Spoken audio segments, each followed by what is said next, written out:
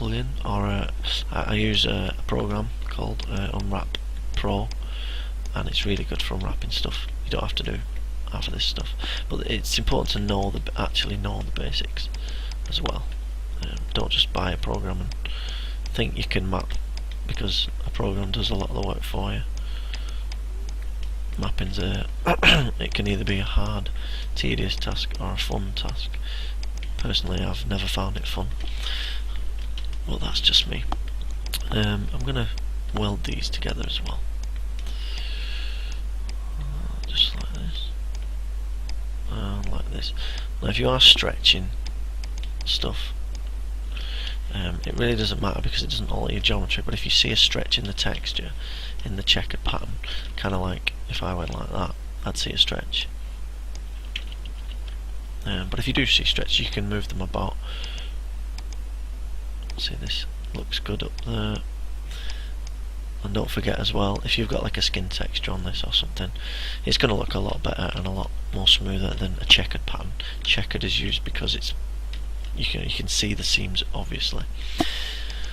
Okay, so now what I've got now is I've got a blue line, and that signifies that there was a seam there and it's been welded up.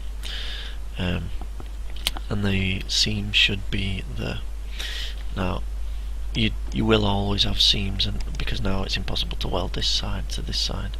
You could do it, but you're causing a lot of problems there. So now we've got one arm, and it's well mapped. Let's just see if I can find a map now. Just find a simple texture or something. Stick that on it. What am I doing? I don't even know. I don't even know.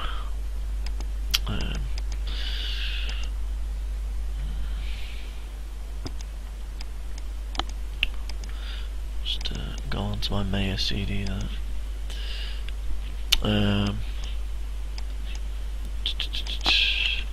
Textures. Let's just stick any texture on it, doesn't really matter.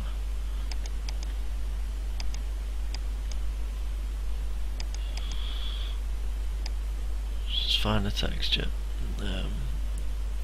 Okay, I'll put a brick one on because that's always fun. Okay, so now what you'll see is let's turn that off. You'll see a seam at the bottom. If we just put turbos on, you'll see a seam at the bottom. See if we can see it. You see the seam here. It's not that noticeable, to be honest, but at the top we have no seam because we've welded these together and it's flowing really well. So that's about it really for unwrapping. I'm going to leave the rest of the model as it is. I'm going to let people kind of experiment and stuff like that. Give me a PM or an email, or go onto my website, iwkya.co.uk or hybrid-cinema.co.uk. Leave me a post on there, and there's a few other people there who could probably help you as well. If you want to use pelt mapping on the whole model, then it's certainly possible, but I would recommend to do it in parts like this and make sure you know where your seams are before you know where your seams are going to be before you actually map it.